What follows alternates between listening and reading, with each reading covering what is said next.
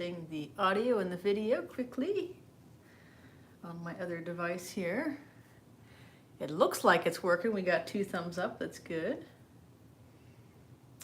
And just give me 1 second here. Let me know if you can all hear me and see me, hopefully. And for some reason it's giving me an ad. What? We don't want ads. Unbelievable. Let's see. I'm going to put the comments here. There we go. Let's try this. Okay, we are all systems go. I'm going to take this out. Hey, Christian, good to see you. All right. Yes to hearing and seeing. All right, I like it. So first of all, hello to my Patreons.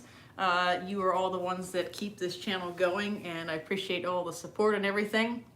I thought we'd do a live stream with everybody, though, just in case anybody else wants to tune in. And we're going to do a sight reading live stream. So the reason I thought about this, I was trying to figure out what to do.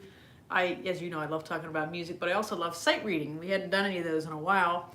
And I had this whole pile of music. This is just probably about 1/10 of the music that I have.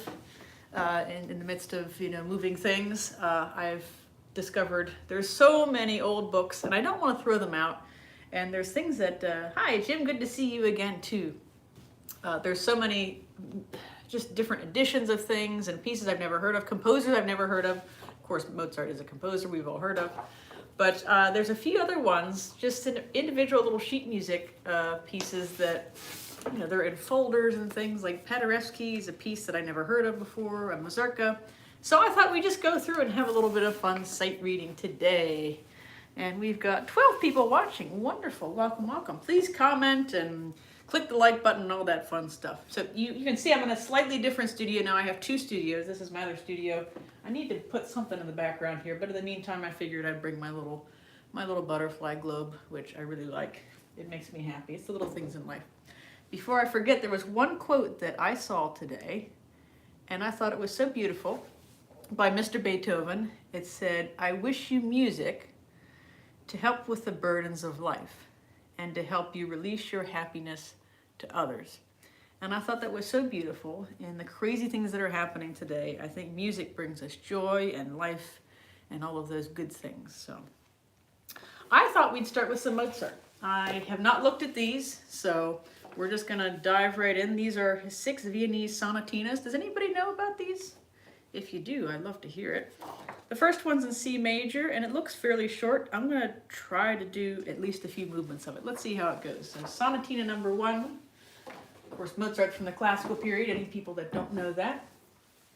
And this is the Calmus edition. I'm not sure that makes a difference, but we'll see here. Jake C does not know about the Viennese sonatas. Well, or sonatinas, we're gonna know together. All right.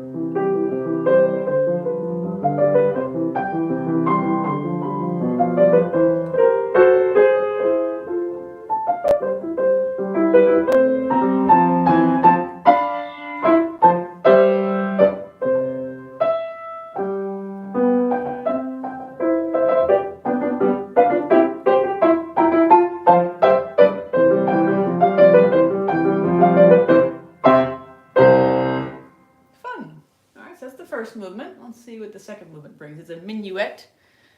Let's see. Love all your videos. Thanks, Tony. I appreciate it. 2,000 subscribers. Do you get another studio for each 1,000 subscribers? No, that would be interesting. I love the use of chromaticism in this. Yeah, Mozart, I love how he just kind of slides these little things in there that make it Mozart. I think that's one thing that Mozart does is puts little unexpected things in there. Let's see what he does with the minuet. Minuet, of course, is a dance that's in 3. Typically has, sometimes there's a minuet and trio. In this case, we do have a minuet and trio. Let's take a look.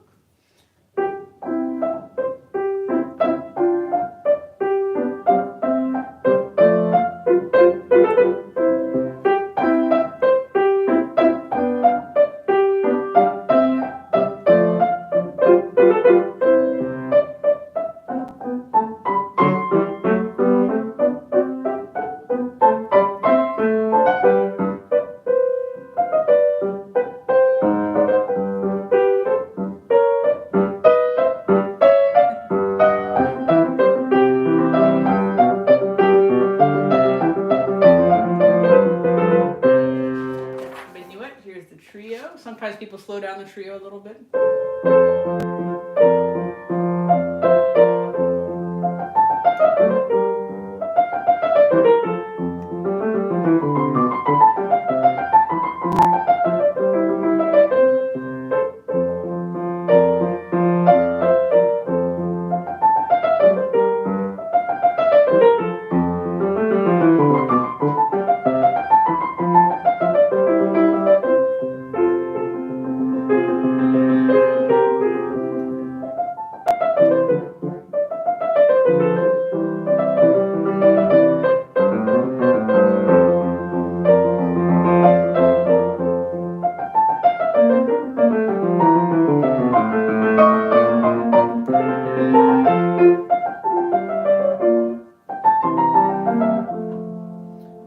Because I didn't do so great with that.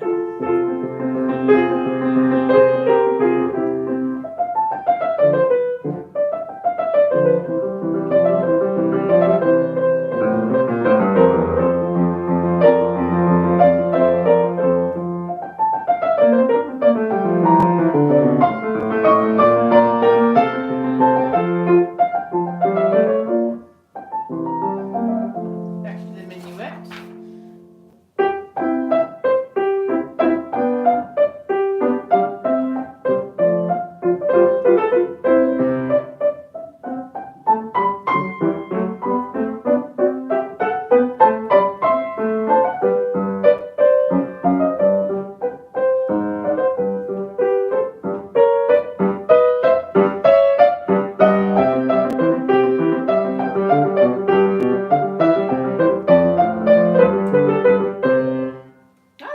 Charming. What do you all think about that one?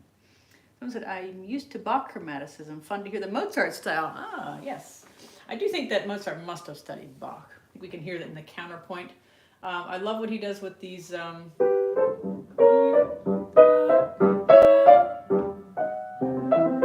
could almost see Mozart sort of smiling as he plays that. We have these neat little counterpoint, the contrary motion. He loves using the intervals of a sixth and then the thirds in the left hand, right? Pretty neat.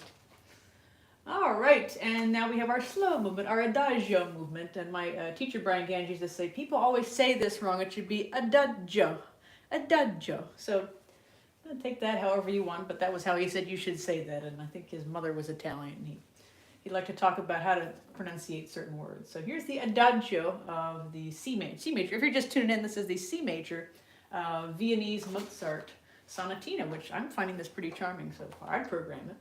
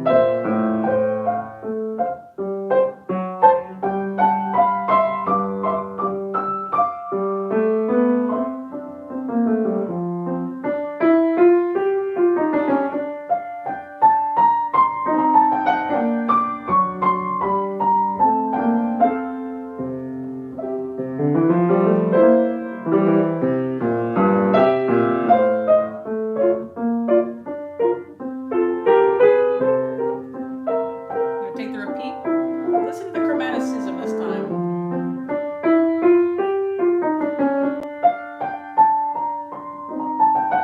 Especially here.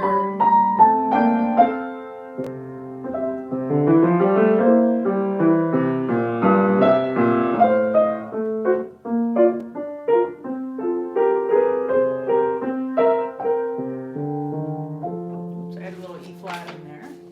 Well, that was a short, literally short and sweet. Is this the last movement? Should we do the last movement? Yeah, let's do the last movement. As I'm playing these, I'm wondering if maybe these are transcribed from original. Mozart can be so playful. Yeah, I'm thinking it might be they transcribed from the trio sonatinas. I don't know if anybody knows that. It'd be something for all of us to look up, possibly. Or here's the Allegro. Now I'm looking at this. When I sight read, I tend to scan through, and what I'm looking at right now is there's a lot of thirds. Now, if you have chromatic thirds in succession, they're not too bad if you're practicing your scales. Mozart likes to do those in his concerti, Beethoven too, in his some of the, I'm trying to think, the cadenzas. I think to the third movement, the third concerto, they have Beethoven has one of the cadenzas. I think has.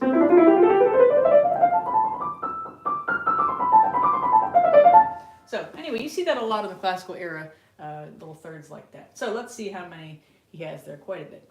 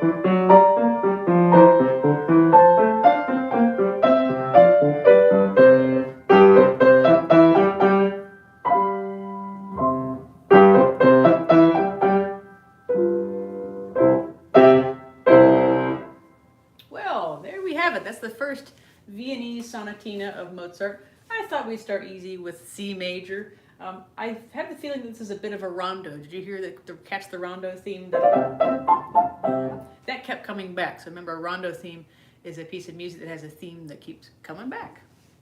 Hello, Pierre's here. Tony says, I love Mozart until I hit those trills. That's true. Sometimes you can just leave out the trills, right? But sometimes they're essential to the piece. I'm trying to think of an example. Right-hand trills are fairly easy for me. Left-hand is nightmare. Yeah, I think that too depends. Yeah, I know some people that are left-handed that have an easier time with left-handed trills. Jake C. that said the fourth movement is the favorite movement. I liked what he did at the very end when the right hand has these half notes sustained. You can sort of see there. And then the left hand has this fun little thing going all the way down the keyboard. Starts in the treble clef. Scale. The reason I'm thinking it might have been originally for a trio, violin, viola, and cello is that would be a great bass line for the cello to take over there at the bottom. So, all right, should we do one more Mozart? What do you think? Maybe we'll keep Mozart out over here to the side. And let's take a look at, so I found this one book. It's Heller, and it says The Art of Phrasing, and I looked at it, I thought, I don't know what to make of it. Oh, it's got cobwebs on it. Lovely. 26 Melodious Studies. How fun. Is there an introduction to this? If you've ever seen the introduction to Hanon, it's quite dramatic. And I think at Piano at Peabody, remember, I think it was Terry that used to say, we need to do a dramatic reading of the introduction to the Hanon, Virtuoso Pianist, because it's pretty intense and very interesting. So these are from apparently a book of exercises he wrote, Stephen Heller. Does anybody know anything about him? I don't know much about him. I think I've heard of him before. But there's one that's a toccatina. It looks pretty intense. Scherzino, Prelude. The Prelude's in C major, although it looks like it gets pretty interesting. So we're going to give that a try. We're going to look at the Prelude. This is number 19. Let's see what happens. We might like it, we might hate it. We'll find out. It says Allegro vivace. I'm going to take it Allegro not so vivace.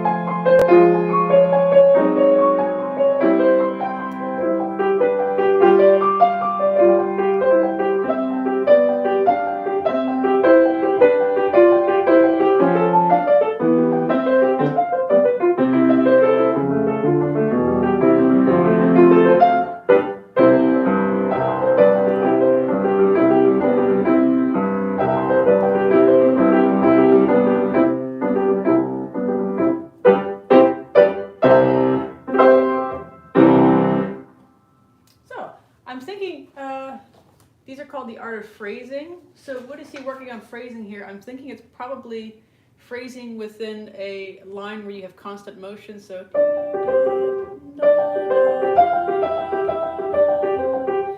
so it's more than just an exercise. That's my guess.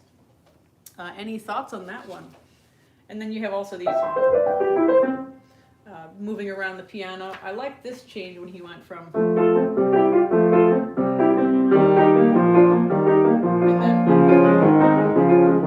C major, this to B flat, and then A flat. So a little parallel motion going down. Christian loves it. All right. I kind of like it too. Let's do another one of his. This one's called Impromptu. It's the one right after it. Again, it's marked Allegro. I'm going to take a little bit of time with it, not too fast. It's in 3/8.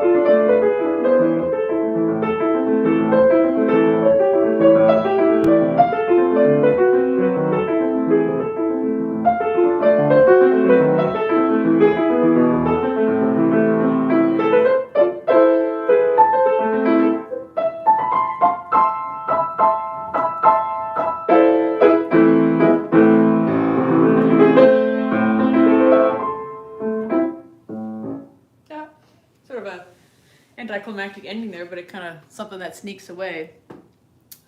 Oh, Jim, Hungarian pianist, teacher, and composer, says the internets. Well, it must be true.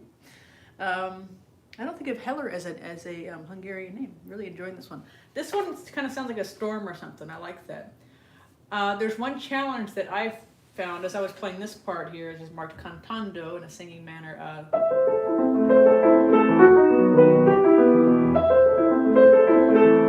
Getting those things to line up exactly. So I'm guessing that might be one of the challenges for the phrasing. Could be. Let's look at, oh, this one's marked romance. Let's do something a little on the slower side. Let's see. We're in E minor, a minor key.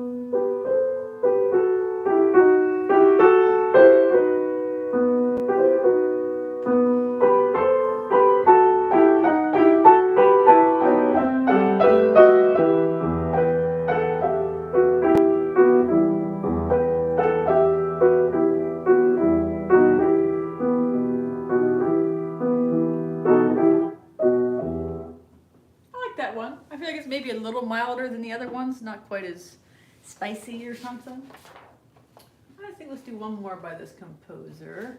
I'm really enjoying these though. The Art of Phrasing, again, that's the name of it. There's a toccatine at the beginning that's got some crazy chromaticism in there. There's one with 5 flats. Ooh, fun. All right, let's do the 5 flats. Poco Lento. This is number 14. It says pronunciate the melody. Or no, it says, sorry, it says La melodia ben pronunciata. Yeah, pronunciate the melody. And con molta espressione. Should it be con molto?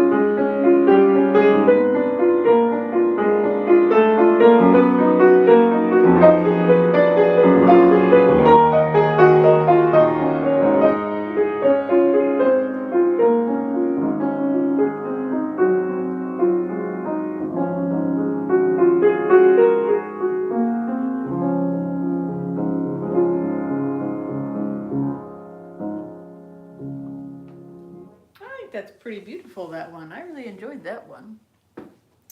Really enjoyed Unrequited Love. It does sort of sound like that. The next one is Esquires. I feel like I should probably know that.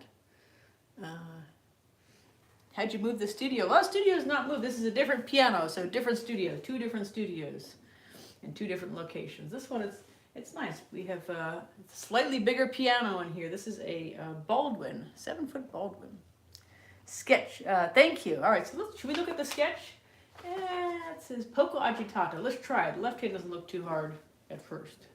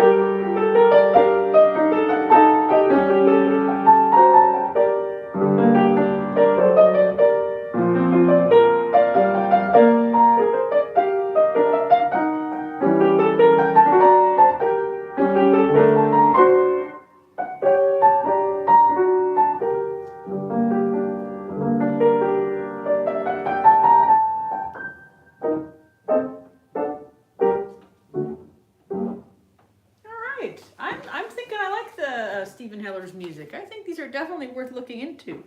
They're like little gems. They're not too long, right? They're not too the difficulty ranges quite a bit, and there's a lot of different technique you can explore with it, which I really, really like. All right, we're going to keep those ones around there. Now this one, it's new recital repertoire for piano solo by masters of the 17th, 18th, and 19th centuries, collected and edited by Alfred Mirovich. $2. How about that?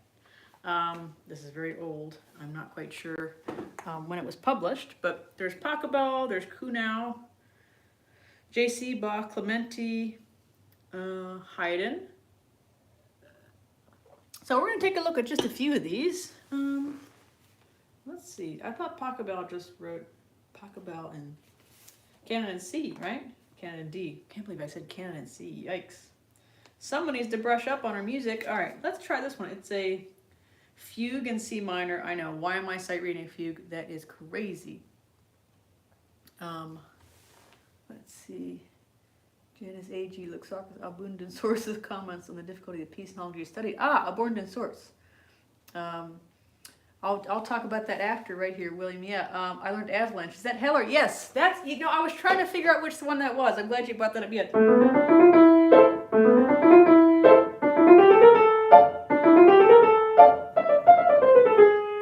I wonder if it's from the same set of, the same opus set there. Excellent.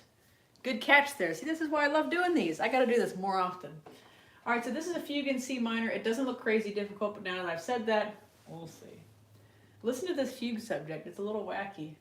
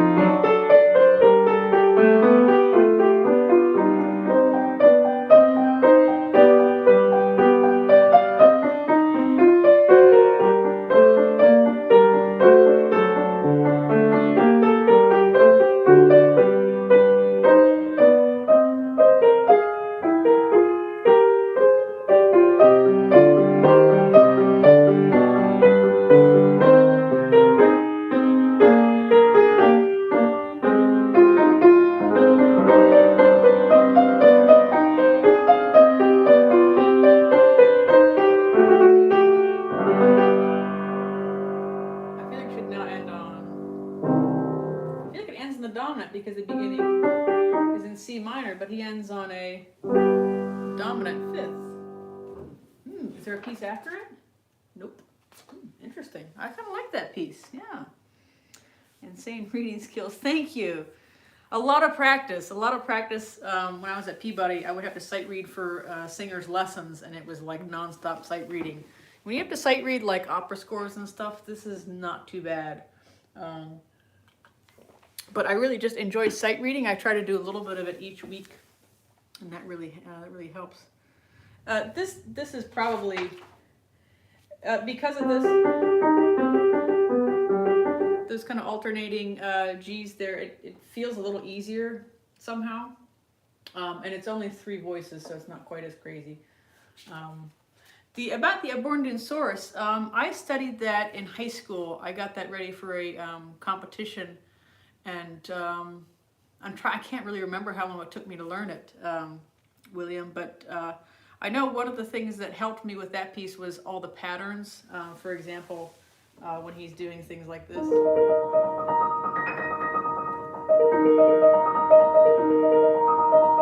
They're just E flats and B flats, right? Another key to that piece, I think, being successful is just relaxing. It's hard to stay relaxed when your right hand's doing and your left hand is constantly doing bum bum bum bum bum bum. And the patterns, though, I think really helped me memorize the piece. All these. I would do a lot of dotted rhythm practice.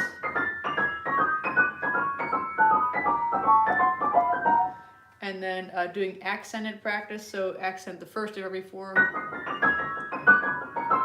the second of every four, the third,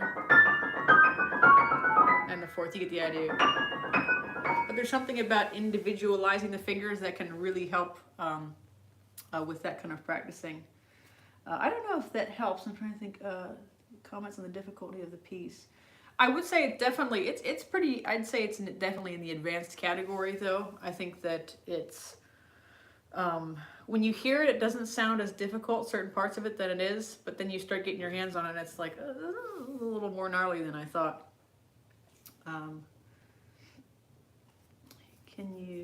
What was the most difficult part of it? The most difficult part of the list, I would say, is probably, I'm going through it in my mind. Maybe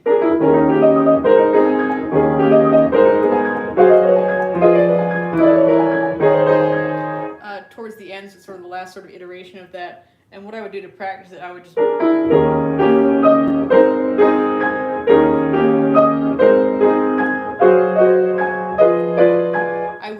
combine as many things together as chords, so that I was thinking of it in chunks rather than individual notes. That really helped me. If you're learning it, I hope that might help.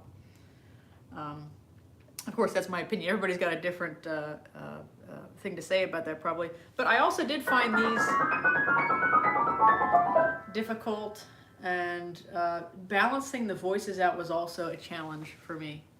Yeah, that helps a lot. I'm good. I'm glad. I'm good. I'm glad it helps. That's wonderful. Can you tell one of the most difficult pieces you've sight read? I have to think about that one. Hopefully it's not the next one here. Let's see. Let's find out. This one's a prelude in B minor. It's Allegretto scherzando. Bonus points for anybody that knows what scherzando means by the end of the piece. No cheating. You can't look it up, even though we're on the internet.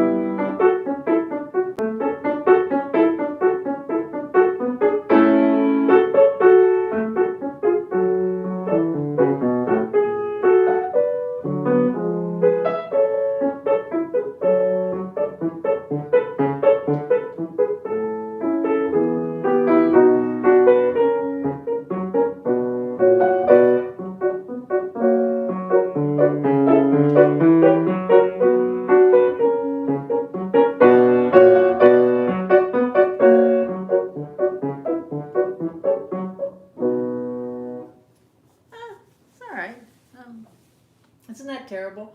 I was looking at this music yesterday, and I thought, oh, I don't know. I sight read one piece, and I thought, I'm not sure about that one. Can you imagine if someone's playing my music maybe in 100 years or something? They go, I'm not sure about that one. I'm not going to listen to more of that composer. That's Johann Kuhnau. I'm in session 70, measure 70 of Bruno Susan. I play only 50% of the piece. Not very convincingly. Do you think I should try something easier and come back later? Jaunty. This is a jaunty piece, Jake C. I found it really helpful to come back to pieces later, especially if it's a piece that practice session number 70. Oh, practice session number 70. If you're if it's a piece you really love, I feel like it's one of those things where if you really love it, let it go and it'll come back to you. I know that's a little cheesy, but I do feel like sometimes you can work so intensely on something and it's just you're just fighting with it. If you've spent 70 hours on it, I would let it go for a little bit, maybe a few months, work on something else, maybe by list. En Rêve is a great piece. It's very simple, but it's a beautiful piece. And then come back to the list and then just see if, hey, wow, that thing that seemed more difficult before is actually coming easier now. I found that to be true with Beethoven sonatas. I learned Opus 109 and I was so frustrated with it, I had to put it down for a few months. It was actually my senior recital piece. I had to put it away a little bit. It was sort of on the edge of bringing it back right before the recital, but I found it really, really helpful. Of course, that's Beethoven, but yeah, see if that helps, William, and give me an update on it, or if there's any specific measures or sections of the piece, shoot me an email on my website, and I'd be happy to maybe send you a few tips or something on whatever parts of it are difficult for you. I love helping if I can. What time is it? Let's see. Oh, we got plenty of time. How many people are watching? 15 people are watching. Fantastic. I really appreciate you staying tuned in. I hope no one's getting bored. All right, this is Clementi. All right, so let's sort of switch to a different era, shall we? Let's see. There's this Paderewski piece. Wow, this stuff really has a lot of dust on it. Woo! Fun. So you can tell it's old music. Paderewski. Let's see. I don't think that's Paderewski's handwriting. This is a mazurka. This has definitely seen better days, this score.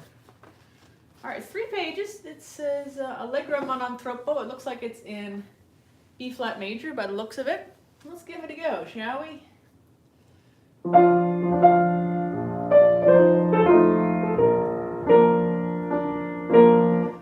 right, that was not a good start.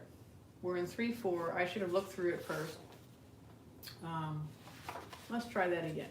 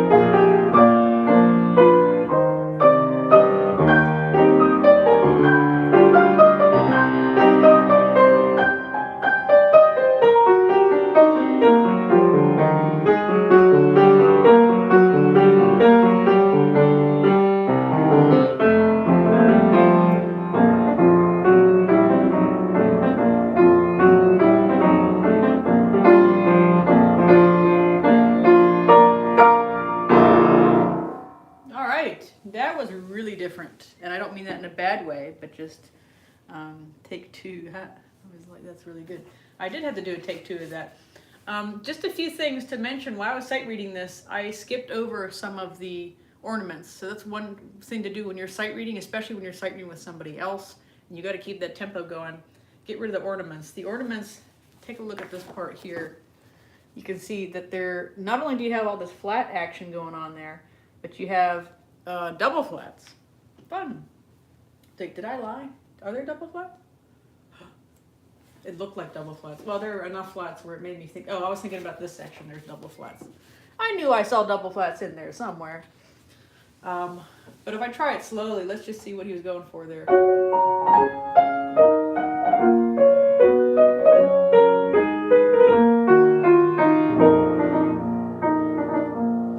Yeah, I really like that. Very unusual. I feel like this mazurka has a lot of different elements to it. One thing that threw me off at the beginning was I was thinking of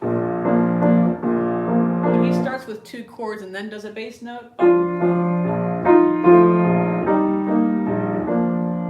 I'm trying to think, does Chopin do that at all? I'm trying to remember, not sure.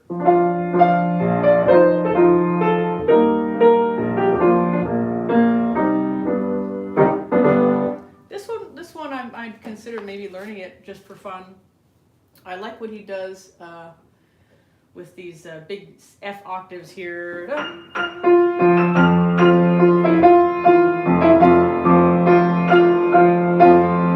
Very grandiose. In fact, that's why he writes Grandioso. So that's the Paderewski Mazurka. For all of you that were wondering, what is she reading? This one, I don't recognize this composer, but it said Franz Liszt transcriptions of songs and arrangements for the piano. And this was an Ave Maria, so it's Ave Maria by Jacob Arkadelt. But Liszt transcribed it, so he must have liked it. So we're gonna try to give it a go here and see what it sounds like. Dolcissimo and una corda pedal. Remember, una corda pedal is the left pedal. Let's see what it sounds like. Again, if anybody wants to look up this composer, Jacob Arkadelt, I've never heard of this composer, so we'll find out.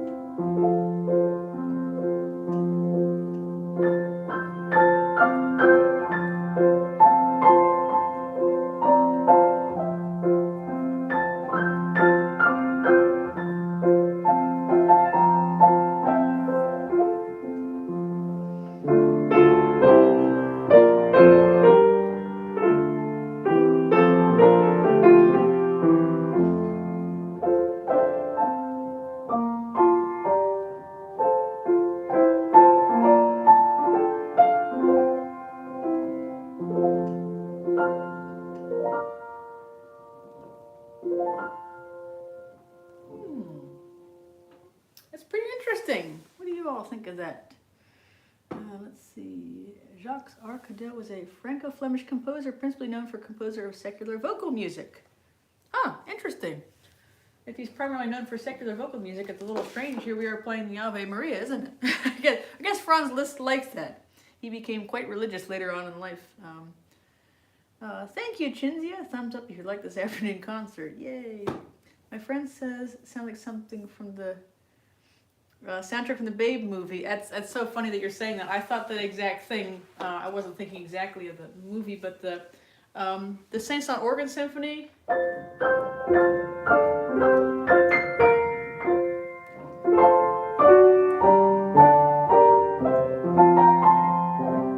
And the piano has this high part here with the chords are almost exactly the same with the F, G, F, and D minor. So.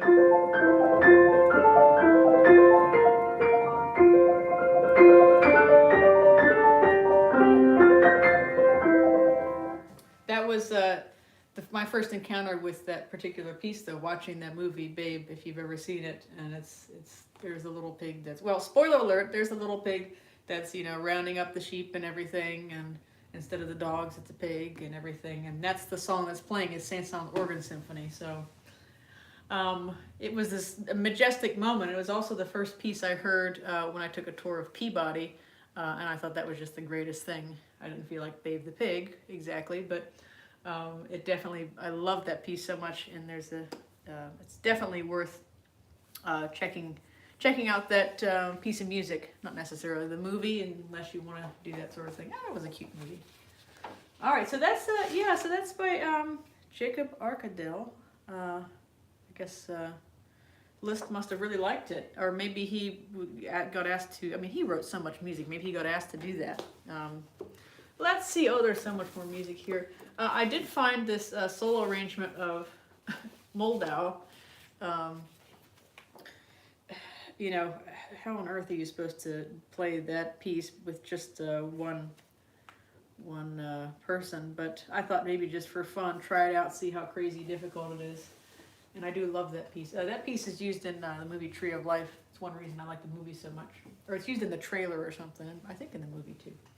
I'm talking too much. Let's hear some more music, Jen. What are you doing? All right, so Moldau, this is by Smetana. I absolutely love the melody, but it goes through all these little winding parts here for the first time. Well, we'll see how it goes. No promises, but hopefully it'll sound something like the piece.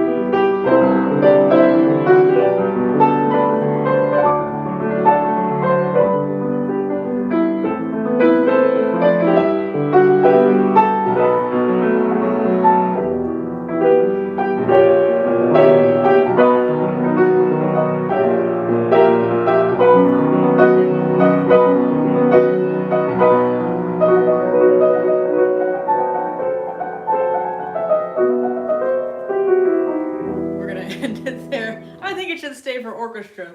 What do you think? I think thumbs up for that. But I do love that melody.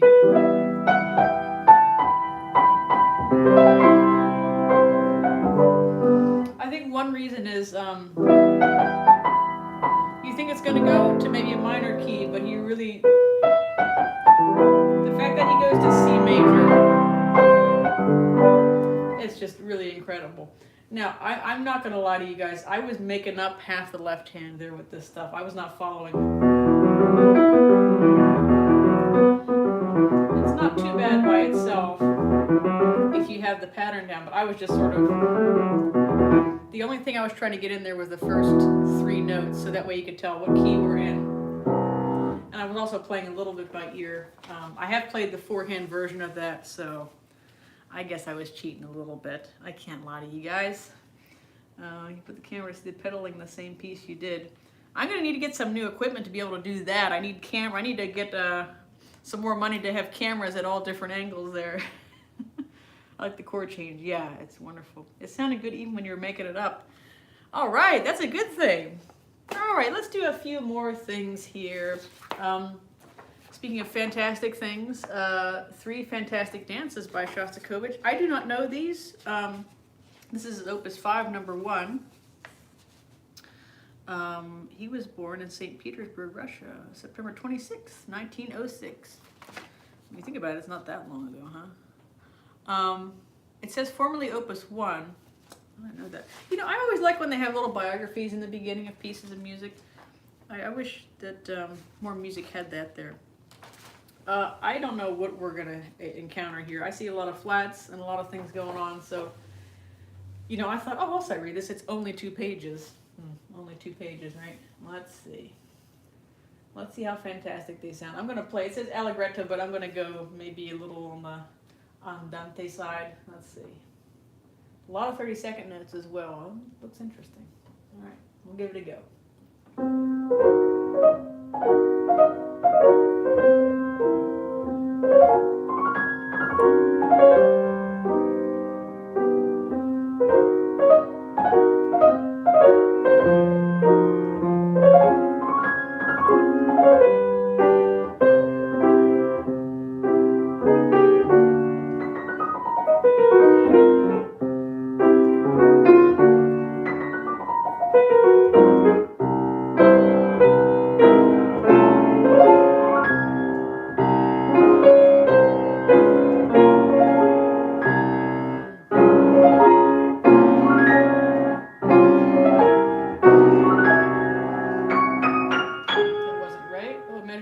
Yay.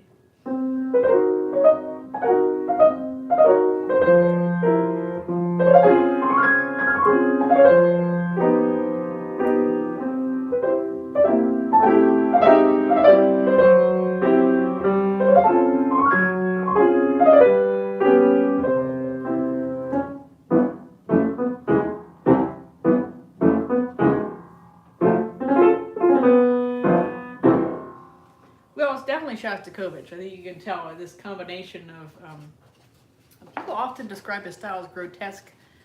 I don't necessarily know if it's the right phrase, but he'll mix these. I think it's the rhythmic elements of it sound very militaristic in a way, but it's combined with these quirky harmonies that make you kind of go, what? And you know, even the beginning, you have a half diminished 7th chord, I think. Yeah, going on there, and then combined with these, it has a very unusual flavor to it, shall we say? Yeah.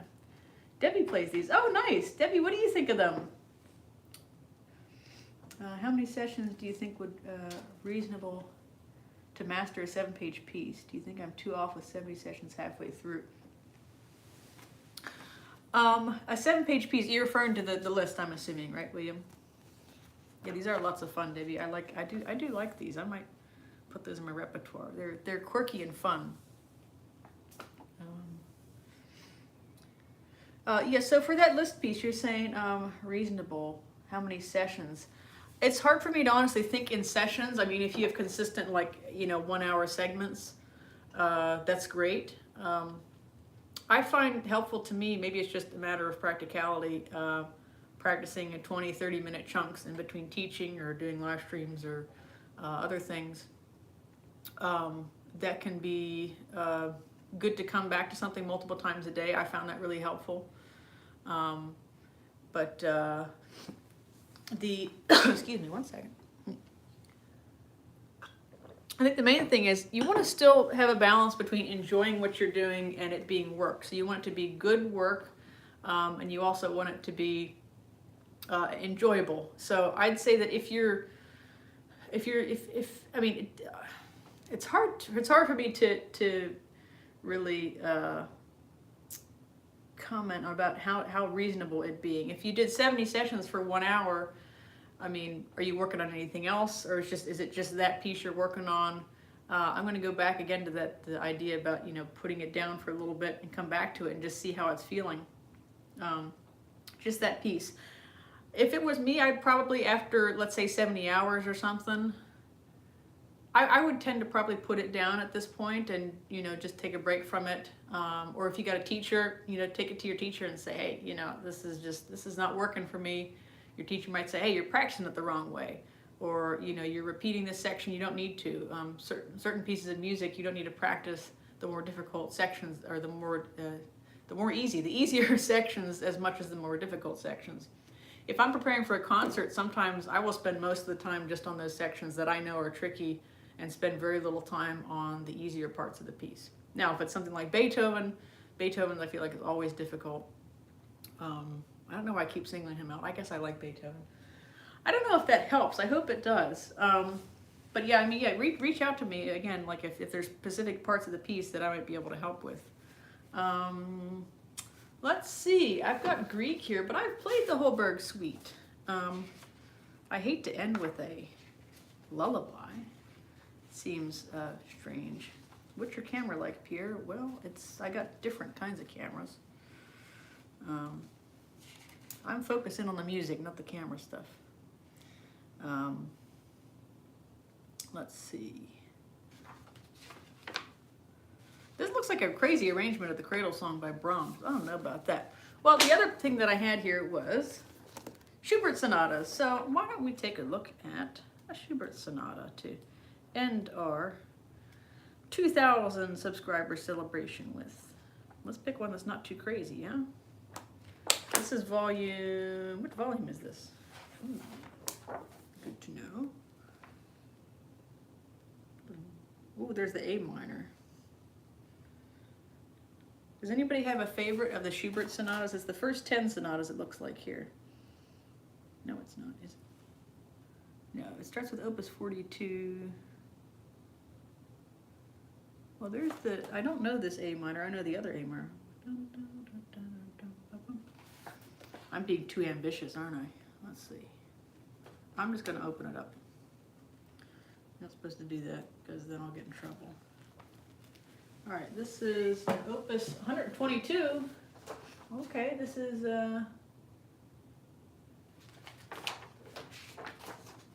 we're going to try just the first section of it.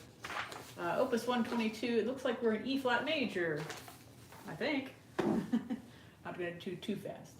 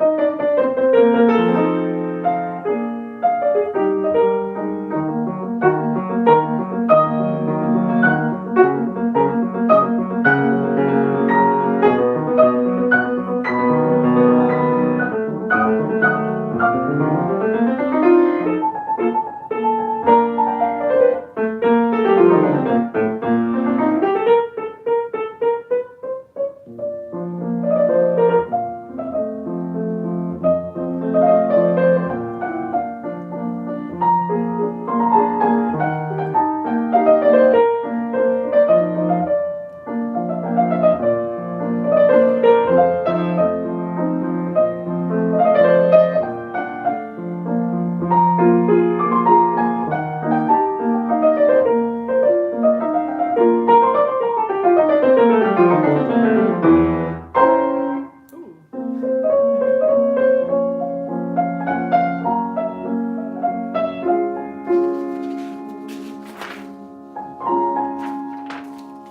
to rip the pages.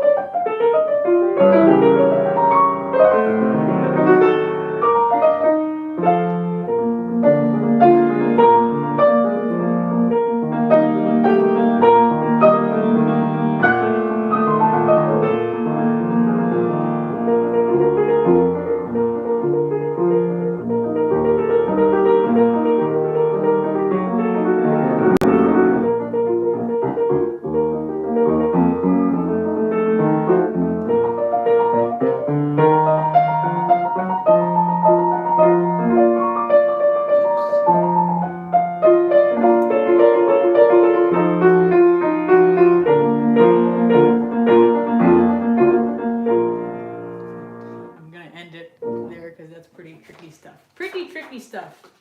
I did enjoy that though. Opus 122. Very good. All right. Excellent, excellent. Jake, see, it might be a camera on a stand thing. It is a camera on a stand thing. Yes, yes. And everything is all set up. So that's the thing. It's very hard to do the multiple camera angles. You have to have the right software and things like that. So maybe at some point I'll get that going, Pierre. But for now, it's just me and the piano.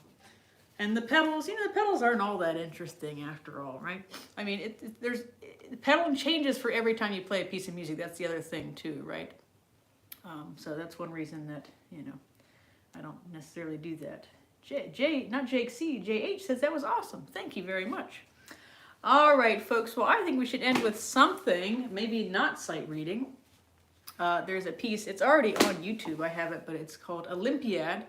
And it's a piece that was written by David Alden Brown. It's a wonderful piece. And I just played it recently, so it's in my fingers. This one is one of the few pieces that I know that uses the middle pedal. When you press down the middle pedal, only those notes get sustained. The other notes do not. So, see what you think of this one. Olympiad. Goes by fast.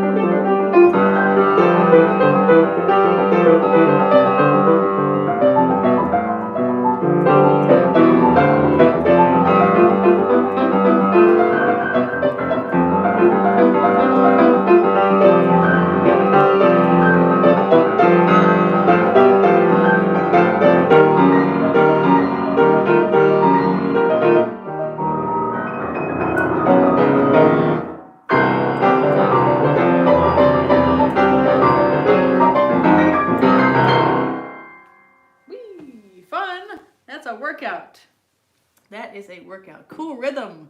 I think the rhythm's excellent. Exhilarating finale. Have a wonderful weekend. Excellent. Well, thank you all for tuning into the channel. Always, always, always wonderful to see all of you. Congrats for being married. Thank you, Pierre. Yes, yes. Very good things. That's one reason I was absent. I was doing a lot of wedding planning for quite a few months there, but we are back. Another problem is that my old iMac that I do all my video editing on, it won't turn on. So I got to take it to the store and all that fun stuff. So hopefully I'll be able to get back to that because all my edited videos are on there and all that good stuff. A lot of you know how that is. Computers, they never seem to be fixed. So thank you all for tuning in, and I hope you have a wonderful, wonderful weekend. Many, many blessings to you all. And again, I'm going to repeat that wonderful quote by Beethoven. I hope you keep that with you this weekend. I wish you music to help with the burdens of life and to help you release your happiness. So that's one problem with the phone there doing the streaming. So have a wonderful weekend, everybody, and we will see you next time. Let's see. Signing off in 5, 4, 3, 2, and 1.